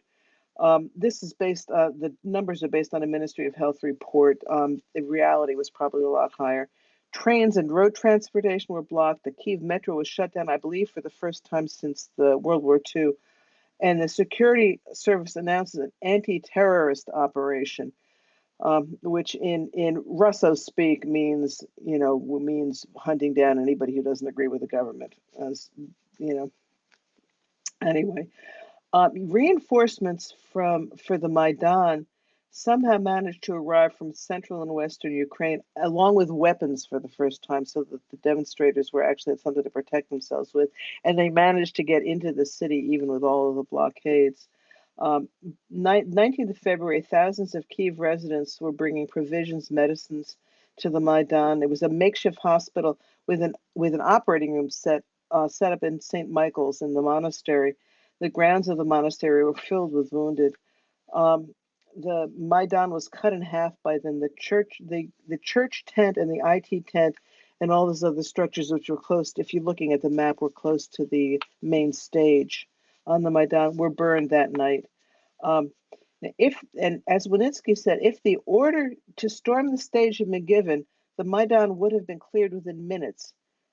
But Yanukovych didn't give that order, and we don't know why. This is another point where things could have been very different. But at that point, he did not give the order. And the next section is called negotiated pause. Adam, I just in case I want anything. Yeah. Oh yeah, I would say for the same reason. Like I think he knew. Like I think he was sitting. He knew Ukraine well enough to know that he was sitting on a powder keg. And I think we were talking about how that bill before. I think he's going to talk more about it. It's going to be very interesting. The second half of this book really dives deep into a lot of sociology and historical and government and some of the details on the bills and stuff like that. And that was an important moment because his own party kind of blinked for him before he blinked. And then now we're sort of seeing all of these things where he didn't quite go all the way because it would have been carnage. Like it would have been more than just, they and I think that they knew they knew the beast that they would awaken. And I'm glad like that's the one thing we can thank Yanukovych for is that he didn't go whole hog Pol Pot at this moment. You know what I mean? Like he kind of saw the beast in the shadows that it could become because whatever's happening in Ukraine right now is like I just feel like this would have been a lot worse because it would have been a point of greater division and it wouldn't have been such an obvious outside enemy as it is now. And I don't want to be Mr. What If, huge brain here, trying to figure out what future would have happened. But holy slava bohu, thank God he blinked. Yeah, absolutely. I mean, this was in. I mean, and I think it may have come out of weakness. He is not the genocidal monster that Putin was. He didn't have the stomach for some of the violence, which was thank God for that. That's slava bohu. Okay, negotiated pause. So Yanukovych didn't give the order. 36 Ukrainian lives were lost in this 24-hour period of the 18th and 19th of February. 85 protesters were treated for gunshot wounds and over 1,000 hospitalized.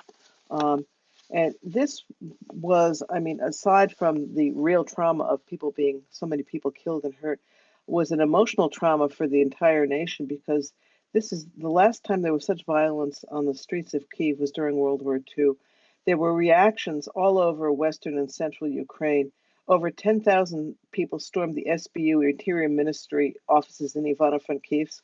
Lutsk and Zhytomyr Oblast administration buildings were taken over with no police resistance. This is in the West. Often the police were on the side. Okay, everyone, it's okay. Robin turned into a robot for a Oh moment, dear, what happened? And then my mic and I'll went be off. there. You hear me now?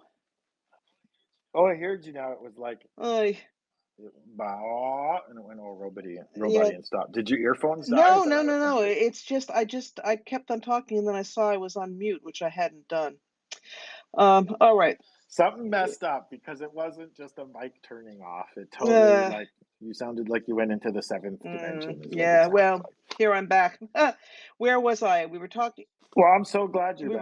about the reactions throughout Western and Central Ukraine. Did you hear that part? Just like 3 seconds. Okay. You were Okay, gone. so It was, basically what it was, they were all over Eastern and Western and Central Ukraine. There were protesters taking over government buildings, and the regime was really losing control completely in the West and the Central. Um, the president still insisted on Yanukovych on that the Maidan's capitulation was the only way forward, and he again threatened that the Maidan would be cleared by force by 6 p.m. on the 19th of February. But by the afternoon of that very same day, Yanukovych had changed his tune. He offered to change the constitution. He floated the possibility of early re-elections, a redo of the executive, and blanket amnesty for protesters, no clearance of the Maidan. At the same time, he was evacuating his valuables out of his mansion. So there's a question: is we don't know what caused the change of heart. So there was a peace deal between the government and opposition that was mediated by the EU officials and the envoy of Putin, which showed a basic lack of understanding of issues on the ground by the international, the representatives who came in to try to broker all of this. In the meantime, Russians were taking full advantage. 7 high-ranking FSB officers landed in Kyiv on February 20th, and these same guys ended up in Simferopol on the 27th of February, the day of the attack on Crimea. So there were a lot of moving parts here, and bad things were in the offing. And yeah. Spoiler alert. He tells us a couple of these theories of what that moment was later in the book. But as we know, this is just kind of a bullet points of the Maidan, the first few chapters, and then we're gonna dig even deeper, folks. That's right, but I really agree. Sorry. Now you're getting all robot-y. Oh God, I love Twitter. I was going to say, but this will be, you won't find out what happens till next week, or if you have the book, you keep on reading. We're getting close to the critical point here. Anyway, Adam, I think we've gotten to the point. It's 9:03, at least my time. Holy moly! This was great. I think we're going to call it quits for tonight. Next week we're going to finish chapter 4, and then we're going to go on to chapter 5, where we discuss the end of the Maidan and what happens then. But before we go, I think I'm going to call on James because I just saw his hand go up. Well, I have to ask Adam this question because he talked about you guys going deeper, but I wondered if you were going to follow in Budanov's footsteps and go deeper and deeper. Very good, James. I like it. I mean, the way that the second half of this book makes my non-academic brain work, and I get to learn words like hierarchical, it does feel like we are drilling very deep into my brain. So the metaphor works. Terrific. All right, Adam, I'm going to let you drop first. So let's it's been thank you guys, thank you everyone for joining us. Nobody has to drop. unless there's another team coming up. No. But we're gonna end this in orderly fashion, James. So don't. I'm sorry, I was freaking out. Yes, I know. No, we've got this. We've got this all planned. We've got this all planned, I love you, and James. we've got this all planned, and our host phone holder knows what's going to happen. So shush. Okay, Adam, over to you. Okay, thanks everyone for coming to Volya Radio Book Club. We will get there next. The host phone just threw an emoji laugh at me. And I love you guys. I love our community. Thanks for coming back and listening to us, and keep listening to Volya Radio. And hey, Robin. Yes. Heroyam slava. Good night, everyone. Pobacimo skoro. See you very soon. Good night. Welcome to Volya Radio. Slava Ukraini.